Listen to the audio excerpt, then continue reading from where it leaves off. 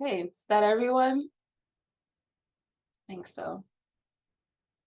You missing a few folks? Yep. Wait, we've got one, two, we've got one still missing, I think. Okay. Oh, Max Mateer, we've got Max. Diya, Killian. Yeah, we're waiting on Max. Okay, who is here, just needs to be promoted. Oh, great. Okay. Welcome, Dr. Yaszek. And this panel is entitled Notes from the Sci-Fi Lab at Georgia Tech, Sexuality and Gender in Early Black and White Speculative Fiction. Welcome, everybody. All right. Hi, everyone. Thank you so much to Dr. Clyde and everyone at QD City Tech for making this panel happen today. And thanks to everyone who's gone before us in their presentations. It's been really an awesome way to start the day. And for me, at least, a really much needed mental reboot at the end of a semester with mountains of grading. So it's exciting to be around people talking about ideas today and not worried about what their grade's going to be about it. So thank you all for that. Today, and of course, thank you to everyone who is here and I'm going to hear from us next. I'm excited to share with you the work we've been doing this year. So again, I'm Dr. Lisa Yaszek. I'm a Regents Professor of Science Fiction Studies in the School of Literature, Media, and Communication at Georgia Tech. And I'm really here today just to serve as the moderator for this panel, which is going to be largely run by the research fellows in my sci-fi lab at Georgia Tech. One of the reasons we're really excited to be here is that we've worked on 3 different projects this year. And once we saw the call for papers for this conference, we realized every project we've been working on worked really, really well with this theme. So we have a lot to say to you today about gender and to a certain extent race in the early science fiction archives, both the Black and the white science fiction archives of the early 20th century.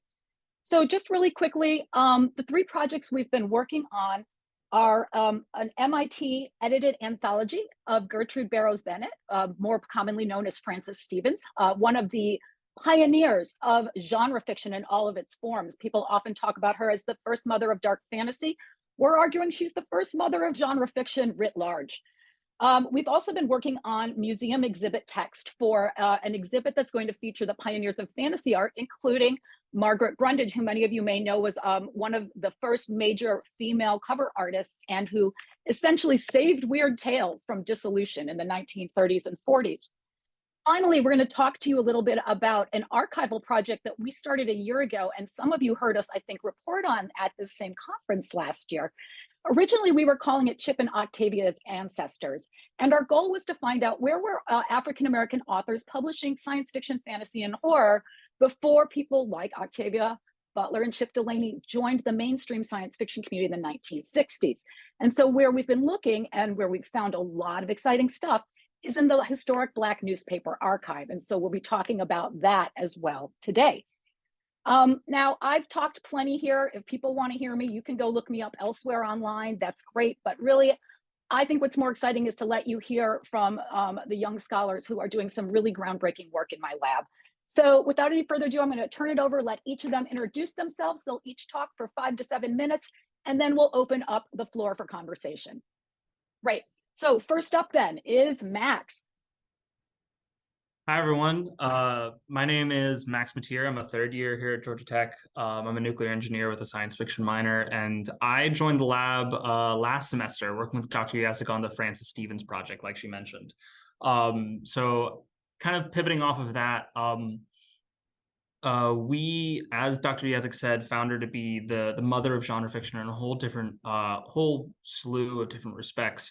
But in particular, we found that a lot of her work actually was incredibly pivotal in challenging anti-immigration ideology during the time in the United States. So as a bit of historical context for anyone who isn't familiar with the era, this is about 1880 to 1920 of the United States, which is experiencing massive waves of immigration from places like East Asia, East Europe, Central Europe, South Europe, and some places from South America as well. And while all of this is happening, there is a large amount of xenophobia happening on a national scale in a very formalized context. We're seeing numerous kinds of legislation, passing quotas, passing caps, trying to keep these people from moving into the country. And so as as Frances Stevens is writing her pieces, she's growing up in Minneapolis and then moving to Philly, both two places with very prominent pro immigration ideologies. Philadelphia being being a port city and having many of those immigrations central to its existence, and then Minneapolis being a large center for the Grange movement, which is a very pro-immigration ideology that sort of worked to unite all farmers in a particular political party, regardless of their background. And so what I want to talk about here is three pieces in particular that Frances Stevens worked on. You can talk about this sort of stuff with any of her works, honestly, but there's three in particular I think that are really prominent. First being Curious Case of Thomas Dunbar, the second being Elf Trap, and the third being Friend Island. In the Curious Case of Thomas Dunbar, which is basically the first superhero origin story, which I think is pretty cool, we see Thomas Dunbar getting into a car accident and then being saved by an Asian American scientist named Lawrence, who is working on a new element that eventually turns Thomas Dunbar into this super strength superhero. And we actually see in the description, Thomas Dunbar sort of goes through a very rapid character arc of being accepting of immigrants. He starts off describing Lawrence as very off-putting. I think he actually says to his face that he's alien at one point, if I remember correctly. And then as time goes on, he begins to respect and revere Lawrence as a prominent scientist and just a good person who's no different from anyone else, despite the fact that he is Asian American and not even considering that later on in the story. Then for Elf Trap, we see a doctor who's on sabbatical and ends up getting into this extraplanar realm with a series of elves who are posing as impoverished Romanis, which I think is super interesting for the time, given the fact that the Romani people in particular were actually experiencing a great amount of xenophobia at the time, much higher than most other immigrants during the era. And then finally, the last story is Friend Island, which is a sailor's recounting of her experiences on a deserted island where she witnesses as she and a man actually witness how this sentient island responds to their different forms of interaction. So I think all of these three stories are very prominent in talking about an immigration-centered time period, centered context, because in each of these moments, we are seeing that our main characters, whether it's Thomas Dunbar, whether it's the doctor on sabbatical or the sailor, they're all ending up in new environments, new worlds completely foreign to them, and then starting to reconcile with the different customs, experiences, and traditions of the people who are in that place where they now are. Whether it's Thomas Dunbar with Lawrence, whether it's the doctor with the elves, or it's the sailor with the man on the island who's been stranded there for some time, we're seeing these ways that Stevens is actually taking the immigrant experience that she's witnessing around her and injecting it into her stories while simultaneously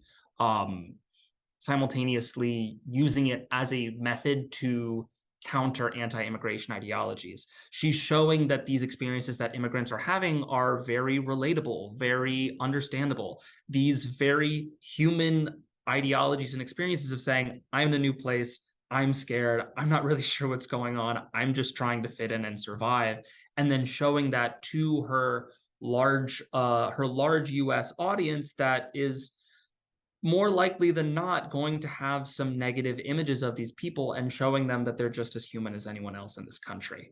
And so as she's doing that, she's starting to really permeate her ideas into these texts, and in so doing is starting to shift the general, I've been trying to think of the word this whole time that I've been speaking, but the general ideology away from being so anti-immigrant towards accepting them as any other part, especially as multiple political parties are starting to develop very vocal and very vocal anti-immigrant policies. That's the general gist of those stories. There's plenty more that you can talk about with things like Unseen, Unfeared, or The Heads of Cerberus. I'm happy to talk about those later during questions if anyone wants. But the last thing that I want to bring up for Frances Stevens is just the inspiration that she's had on other works. Obviously, she's inspired multiple different authors, but there's two in particular that I think are really prominent.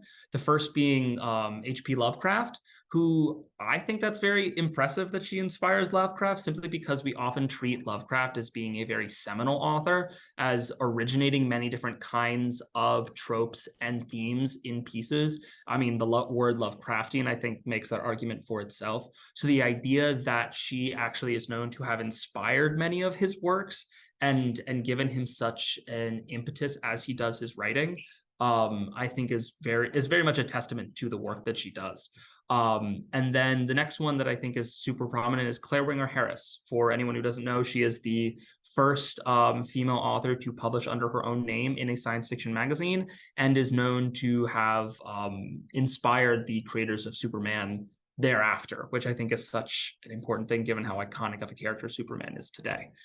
But yeah, that's all for my work in my project. I hope I didn't go over time, but it's fascinating, the kind of stuff that she does and the way that she uses such an interesting political soapbox for her work. Max, you came in with 3 seconds to spare. Well done. All right. So onward then to Diya. Hello, my name is Diya, and I have a presentation I would like to share on Margaret Brundage.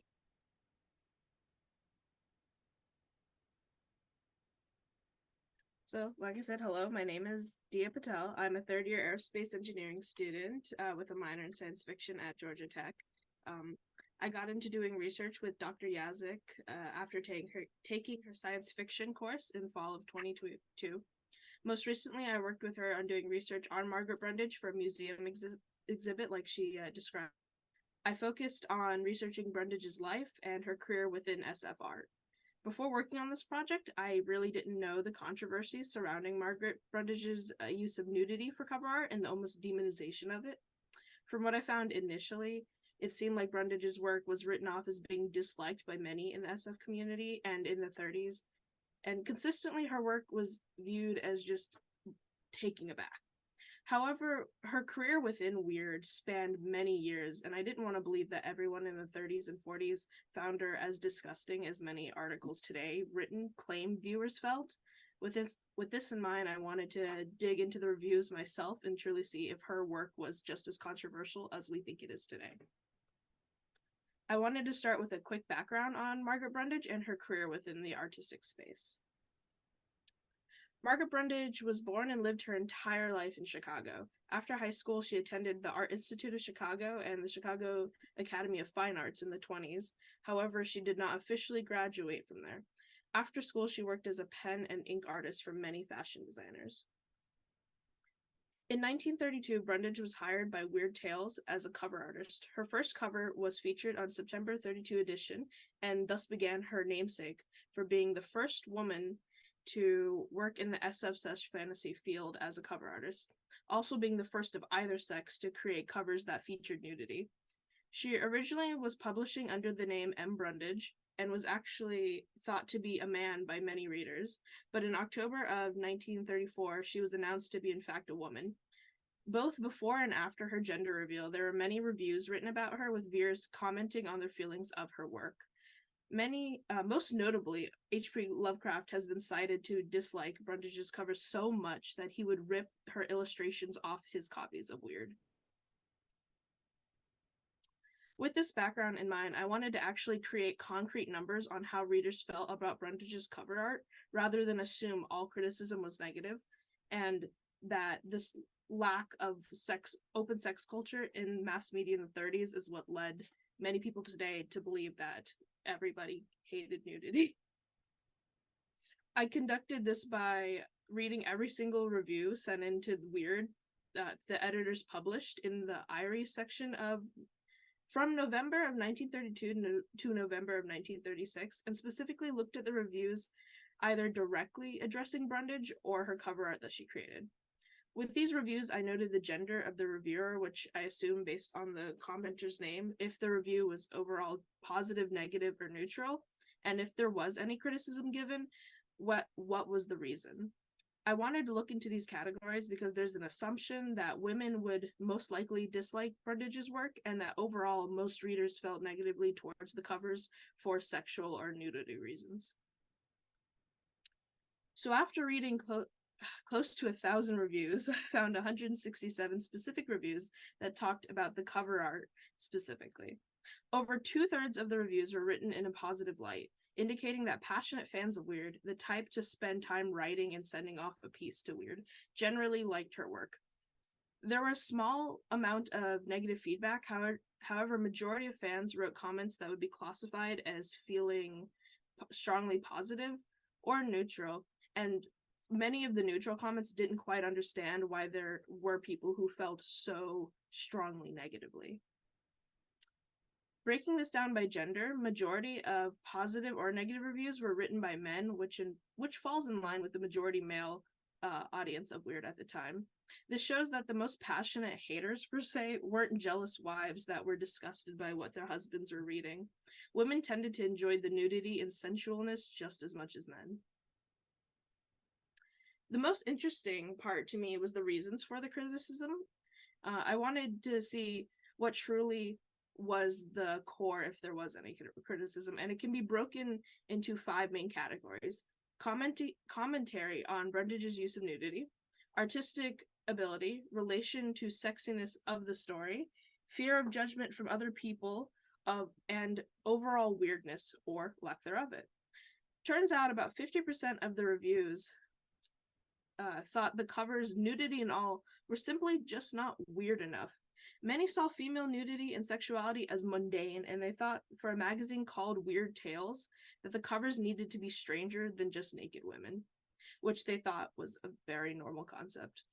The controversy from the mouths of the readers didn't lie in her use of nudity, but rather than the lack of true weirdness. There were more people who thought it was offensive that the featured women were sexier than the stories inside, and disliked the fact that it didn't truly match what was happening with the stories. I also wanted to address the assumption that Brundage stopped consistently creating covers around late 1938, not because the bullying had gotten too intense, but rather because of her art style. At the time, Weird Tales Publishing Company moved from Chicago to New York, and it became too difficult to safely ship her art off to the headquarters. Her unique art style of using pastel chalk on illustration board would get smudged within transit, so it just did not seem effective anymore to keep sending her art off to Weird for publishing if it was just going to get destroyed in the process. She chose to retire from speculative art on her own terms, not because people hated her use of nudity in an intense amount. After her time at Weird, she continued to do art in many forms, including personal illustrations and pottery.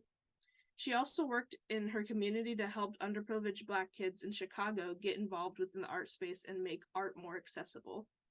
Overall, through my readings, I believe Brundage was more beloved than we thought, and if anything, she did not use her artistic abilities to truly be as strange and shocking as she could have been. Thank you.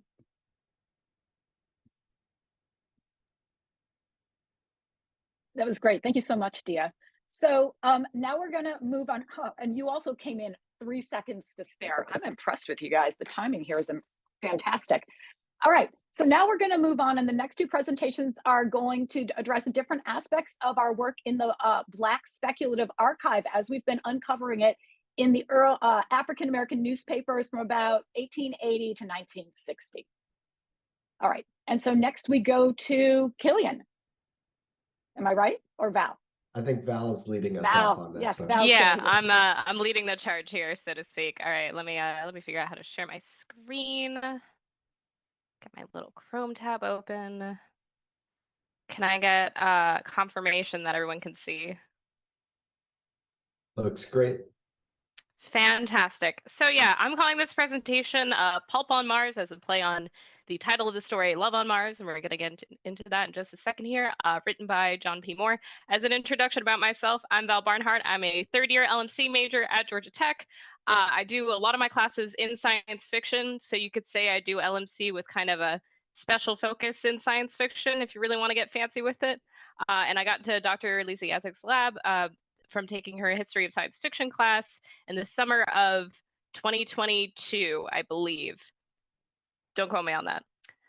Okay, so getting into the overview of this story is called Love on Mars, and it's part 3 of what we're kind of calling the Martian Adventure trilogy by John P. Moore. He was a early science fiction. I believe the most recent like post sharing of this story was in the 1930s, might have been the late 20s. But point is, Black author, put out a lot of very interesting and pretty pulpy works, as you'll see with this one.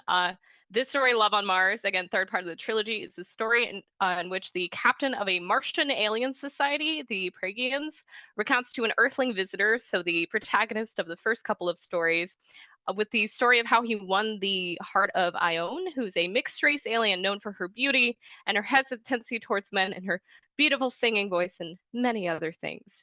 So I'll call it my thesis for this. It's a twist on a classic pulp era flasher narrative as coined by, of course, Joanna Russ. Typically in these narratives, the protagonist demonstrates that his powers outdo that of a female figure who is threatening him, very commonly an alien, and often causing her to be so overwhelmed with how amazing he is that she immediately falls in love with him. So let's break down the flasher narrative and kind of compare it with the story. So the similarities. The woman in the narrative often has these special abilities. She's a bit of a slan, or she's a very unique individual. So in this story, Ione is known for being this absolutely stunning woman, and uniquely she has the blood of both of these Martian kingdoms, the Pragians and the Elsians, which have been at war for countless years. And you read it many times throughout this story. She often so our flasher kind of antagonist, woman, female character, often presents as superior to the male characters. And in this story, Ione, she calls both men fools because they're literally fighting over her affections, and she treats them with a lot of disdain and even says the exact quote, "Ione loved no man." And in a flasher narrative, it's very common that there's a surrender of both power and emotion. So the threatening female figure will shed her superhuman abilities and just be, again, so overwhelmed with emotion that she just has to give in to the love she feels for the male protagonist. Ione is won over by Captain Stowe's persistence in the battle against her other captor, the Elsian. And it's described as basically blissful for her, the surrender. It's described as something sweet, exhilarating, and soothing. And she even calls herself the fool for not being in love with him sooner. But there are some differences with these kind of classic narratives. Ione does not violently confront either man. In flasher narratives, it's very common that there's some kind of, again, usually superhuman ability being used against the men. She doesn't. She is actually just cowering in a corner the entire time because, again, they're fighting. And they also don't violently confront her. They instead beat each other up. Ione does not possess superhuman abilities, whereas in flashers, again, they often do, but she's again known for her beauty and song. She's not really deemed a threat. She's in fact called the weaker Pragian. So there's a lot to unpack there, although she is kind of a beautiful alien monster as coined by Jane Donnerworth. She's this otherworldly figure, and this is, again, gorgeous. And Ione also represents unity between warring kingdoms, whereas flashers, they often have kind of this purely alien presence. So I called her a beautiful alien monster, or a BAM, because to our initial protagonist, she would be. But to the hero of this story, Captain Stowe, she's kind of a familiar figure. So as kind of points of discussion, this is an example of a classic early sci-fi narrative. There's a lot of universality of tropes and themes, and it's interesting to see how this stuff is reflected across authors and across spaces, because it's somewhat easy for us to assume in the Black literature that is more like widely available of that time, that they weren't writing genre fiction, and that actually tends to be the assumption. But our work has gone through these archives and found that, well, they just weren't sharing it outside of Black spaces, and that's a lot of the archives that we actually went through. This was from the Baltimore Afro-American. It's also, again, genre fiction, not just white authors producing science fiction, and it's also a depiction of interracial love and a mixed race character as a positive figure, which Killian will be expanding upon in a moment. So as my conclusion here, while we, thank God, have much more progressive depictions of women now, it's interesting to see where some of these expectations were pushed back against, intentionally or not, in early science fiction. And it's interesting to come across such a classic slasher style narrative in our research. And I think that does it. Awesome. Thank you, Val. That was great. And as Val promised, now Killian's going to bring it home and tell us a little bit more about John P. Moore and literature in the Illustrated Feature Supplement. Hello. Yes, I'm Killian Vetter. I'm an undergraduate at Georgia Tech, and I'll be work with these in the lab. So I'll be talking about interracial romance in the early 20th century Black genre fiction. So, there we go. So what I've found is, so as we've been recovering these all the speculative fiction, we found that the illustrated feature section has an absolute wealth of genre fiction. And almost all of these are romances, like the vast majority. But this was an extremely widely distributed and influential newspaper insert at the time. It had 250,000 circulation, and it was edited by the famous African-American author and editor George Schuyler. And in his role as editor, he made strict content rules about the place of race. He disallowed any racial tension or representation of interracial relationships because he wanted to show that Black people are able to make fiction that isn't race fiction, that they're able to make stuff that is essentially race neutral. So, and another place about thinking about where interracial romance was at this time as a genre is basically it would be censored. If you published it in anything, you had risk of both legal censorship and also extrajudicial violence. So there was not good incentives to publish this sort of stuff. So it was very much looked down upon, but it was an important place of activism because showing an interracial relationship is saying, look, we're really not that different. So now let's get on to Love on Mars. As Val was talking about, this is a mixed race. It follows the mixed race Ione and how she's being courted by the Praegian and Elsian. And an important thing to note here is the Praegian are very indigenous coded, where they speak in fractured sentences and are generally described as like very like disgusting and like low tech and all these sorts of terrible stereotypes. While the Elsians are very Western coded with how they're described. But an important note here is that since it was being published in this Black newspaper insert, both the protagonists from Earth, they're all African-American, and also all of the Martian races are dark races, as they describe it. So they are all dark skinned. But it shows this interracial relationship where, first of all, there is an interracial woman that is being held up as the most beautiful woman in this society, which already very progressive. And also we have the two different raced people pursuing her and being like, you are the most beautiful and I will win your heart.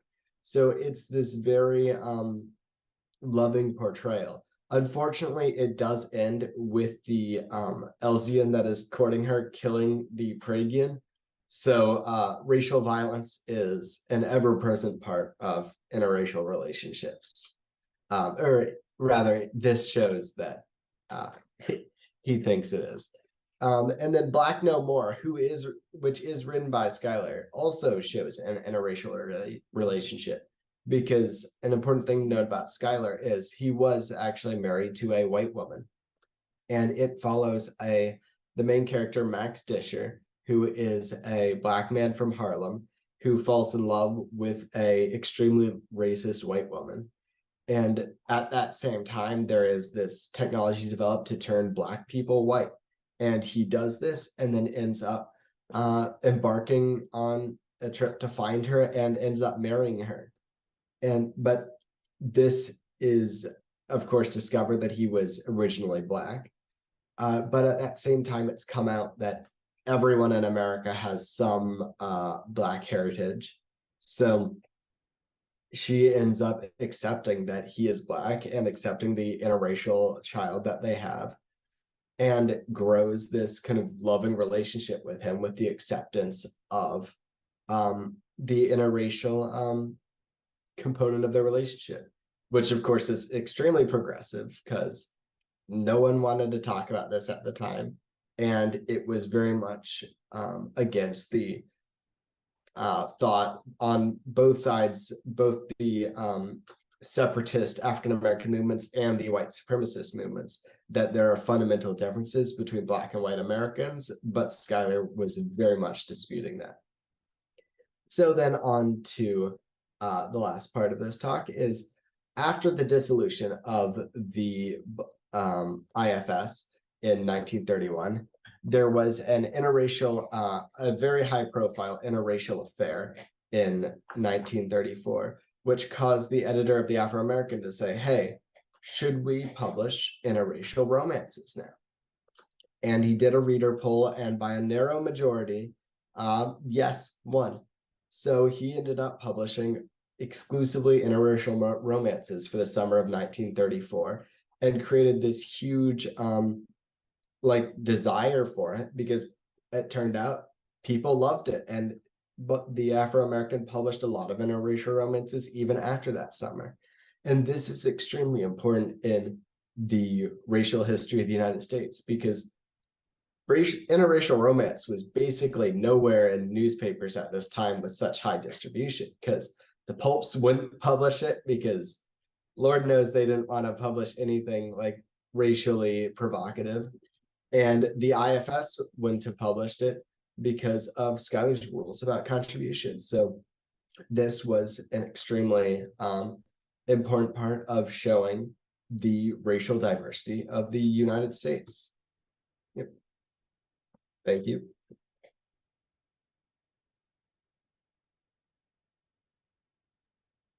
All right, thank you so much, Killian, and thanks to everyone here, I know, on the panel. This was really great. So I would be happy to ask you lots of questions, but I get to talk to you all the time. So let's give people here a minute to see if, oh, we've already got some questions showing up here. So why don't we go ahead and start? And I hope that other people will take a moment to think of some questions as well. This will be great. All right, so our first question is for Killian from Elizabeth Cruz, who asks, was it hard for readers to get their hands on these texts because of the controversy surrounding them? Oh, that's a great question. Yeah, so the IFS, as I mentioned, was very huge distribution because it was bankrolled by a wealthy white businessman. And so that was no problem at all. I think they think at the time it had the greatest distribution of any African-American print source. And then with Black No More, that also had pretty good distribution as far as I'm aware, because we found lots of reviews in a variety of newspapers, all of which are very glowing. And even a number of figures that Schuyler satirized in it wrote reviews of it being like, this is so good, even though I know that this character is satirizing me. And also then for the Baltimore Afro-American, I would assume it was fairly easy to get a hold of in like Baltimore and probably the surrounding area, but I don't know about its distribution outside of that area.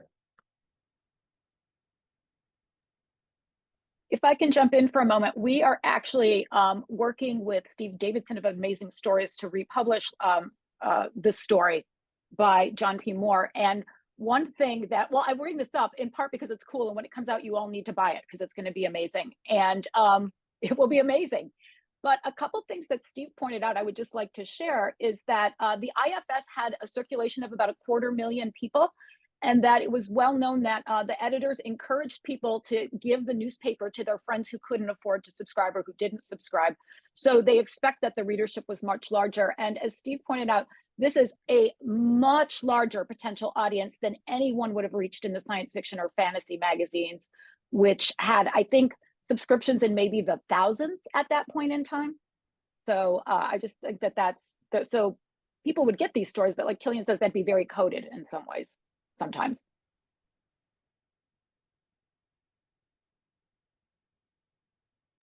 And now we have a question for Val. Did you read about the choice of the name for the protagonist? So do you have any thoughts on the protagonist's name?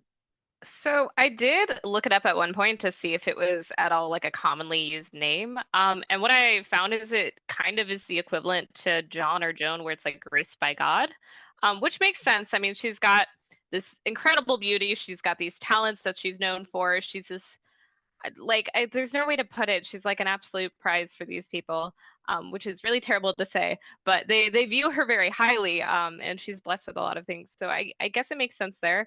As for why John P. Moore specifically chose it, unfortunately, we have not been able to find more out about John P. Moore. He's a very elusive figure, and we've done a lot of digging through different archives and I mean, I traced like a random newspaper thing at one point that went nowhere. So if any of you know any more about him, that would be fantastic, and please let us know. But yeah, I guess I would assume that's why, is because of all the gifts that she has. We have two hands up. Also, I can give them permission to. Oh, yeah, go ahead. Oh, I'm sorry. Yeah, sorry. Thank you so much, Valerie. I was just to clarify. No, it's really interesting. I was just looking at the name. We can analyze her name visually, and it's interesting because it almost looks like her name looks like love when you see it next to the word love. So you can sort of think about that interpretation, right? And then also, I couldn't help but think about the I being in there, right? Because it starts with an I. So if you play around with the name a little bit, sometimes that could, right? Maybe it's a little bit going too far, but some people really like to do that, right? So we can think about, oh, well, maybe he's inserting himself there somehow with the I only, right? If you read it in a certain way. So anyway, really fascinating. Thank you so much for these really amazing papers, everybody. Thanks. Yeah, thank you. Good points. Any I other think Dushan has his hand up, or her there. You should be able to unmute and speak. Are you able to?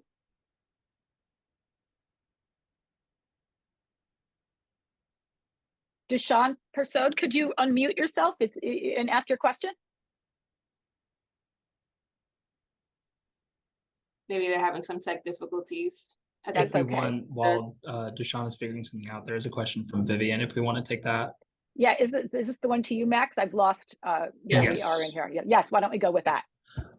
Yeah, so talking about the influence of science fiction on the evolution or birth of the superhero comic genre, I think they go hand in hand, and I think you can even go as far as to say that the superhero comic genre is just an expansion of science fiction, or rather a specification of what we're already seeing in so many different science fiction narratives. As we talk about the alien other, we talk about the differences between different kinds of peoples and whatnot that is so prominent in early science fiction, and just see the superhero comic book genre just basically asking the question of, okay, what if this archetype that we've previously established as being other and against us is now on our side, and now someone who we relate to and find comfort and home in. And to take that even a step further, my own personal thesis claim is that I actually think that the superhero comic genre is very much inspired by the immigration-centered science fiction of the early 1900s. Basically, I mean, I think Curious Case of Thomas Dunbar being the first superhero origin story is a great example of that. Basically showing these superhero characters as an quote-unquote alien other who is now learning to navigate both the life that they live as their true self, quote-unquote, who they feel like they are outside of the public view, and who they are in the public view, as we get that secret identity theme. Even Superman is a great example of that. I mean, Superman is an immigrant. He is an alien. He comes from a different planet and then has to navigate those sorts of things. So I think the very essence of the superhero narrative is a science fiction immigration story.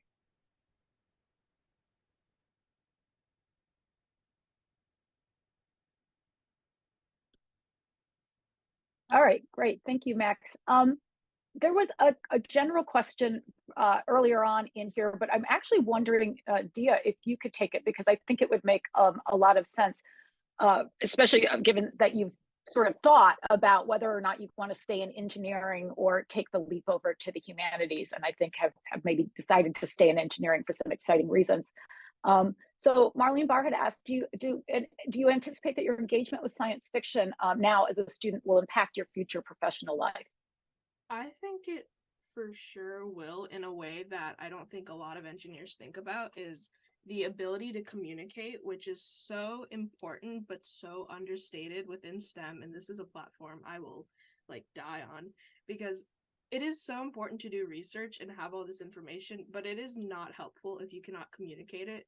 So like through this minor and research I've done within science fiction, it's been really helpful and impactful to learn how to properly communicate what I've learned into tangible forms. Also, it's just like a hope and dream somewhat far off into the future where I would love to be able to work within like science fictional media as a tech expert or somebody who is the expert within engineering, because I am passionate both about aerospace and science fiction equally. But yeah, I think as a student, this will far impact me and like bring me to exactly where I want to go, and I hope it does. I'm sure you're going to go further than any of us anticipate, actually. So we have a question here from A. Spear, and I think any of you could take this question. Do you think that the ability for ability to submit anonymously to the magazines and story collections, especially obviously prior to like the internet and modern connectivity, allowed for more individuals from minority cultures to have their stories at least get to editors without dismissal? So do we think that there were people of color or any other minorities, queer people, disabled people, old people who were possibly submitting to these magazines? What is your thought based on the research we've been doing? So Either in the white or black archives. yeah, so for me, it's somewhat the opposite way, where it is people that are well respected in their fields are able to publish in forms that are not respected. So, for example, George Schuyler publishing Black Empire in 1936 to 38, I think, and it's a very pulpy, it's a kind of like trashy power fantasy like story, but it's him writing it, but he doesn't want his name right behind it to be like, I'm the guy doing this. So it allows people a lot of ability to really write whatever they feel they want to write, even if it's not something they necessarily want their name attached to. His wife also published a lot, but didn't want to overshadow Schuyler. So she published exclusively under pseudonyms and ended up developing a rather large cast of that. So it really allows people to publish without feeling the need to either hold themselves to some editorial standards that they would otherwise, or with a partner or some other relationships that would judge them for the sort of things that they were publishing. Yeah, and tagging on to that real quick, I think it's also important to know, because you mentioned, especially with the use of a pseudonym, I think that these allow more of those opportunities, but I think it's very, very commonly, especially early on, for it to be like kind of pseudonymic. I mean, even thinking about much later, James Tiptree Jr. Published a lot of short stories, and still the use of a pseudonym. So I think they did allow more venues for that work to get submitted to, and you could use a pseudonym in those venues. So I do think it made it easier in that way, and there was less of a publication barrier. But I don't think it really allowed people to fully express themselves as they were for quite some time, largely just due to society. I think as one I think as credit to your question, and not a counter to Val's point, but just sort of like a further nuance of it. Oh, don't give me that, Val. But I think in terms of what's the word I'm looking for here? Normalization of minority needs and ideas. I think it is somewhat promotive of allowing minority groups to get their voice out there, not in the sense of that not in the sense that people are explicitly writing under pseudonyms about their particular demographics experiences, but rather we just as humans have a tendency to permeate little bits and pieces from our own experiences into that which we communicate. And so those who are of our own demographics will sort of have that subconscious identification and relatability to those moments. So even if you have, say, a Black author writing under a quote unquote white pseudonym or a female author writing under a stereotypically male pseudonym, we'll see in those authors and the works thereof that they're sort of unintentionally writing in little bits and pieces that they have from their own experiences. And then as that goes on, it makes the experiences and lives of minority groups who are often so pushed out of the narrative and removed from formal talks, it makes it more commonplace to the point where we see it as more universal. And without knowing it, the people in the majority marginalizing groups are seeing these people and their experiences as just like anyone else. Yeah, I wanted to tag on to that real quick. Looking at it from the Brundage Project point of view, people were very excited that they had no idea whether Brundage was a man or a woman, because it was just M. Brundage.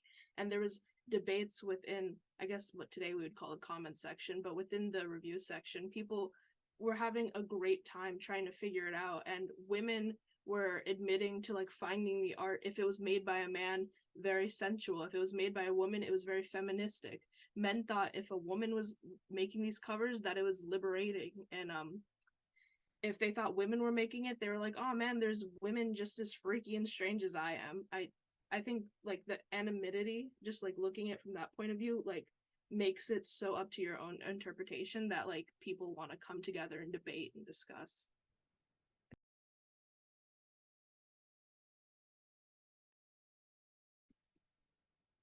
Cool. Do we have any other thoughts on anonymity, or are we good there? All right. And I think, right, like we have no idea who was writing under a lot of these names, but I think the one thing we can safely say is that it was difficult to broach certain topics, but not impossible. It could be done, and that ironically, these tropes that people were sort of using to create, well, not ironically, but logically, if science fiction was sort of a point of common culture for these very disparate groups, it makes sense that sometimes those tropes could be used to speak more than maybe editors or even the culture itself wanted, particularly at that point in time. All right, well, if we don't have any other questions, I know we didn't get a break before this panel, so we could wrap up 2 minutes early and give you all a break. So thank you so much, and I hope you all enjoy your extra 120 seconds of life today. Thanks so much for being a great audience, and thanks to my great. Really appreciate it. Fantastic. We'll do the typical housekeeping of demoting and promoting everyone. That'll just take a few minutes.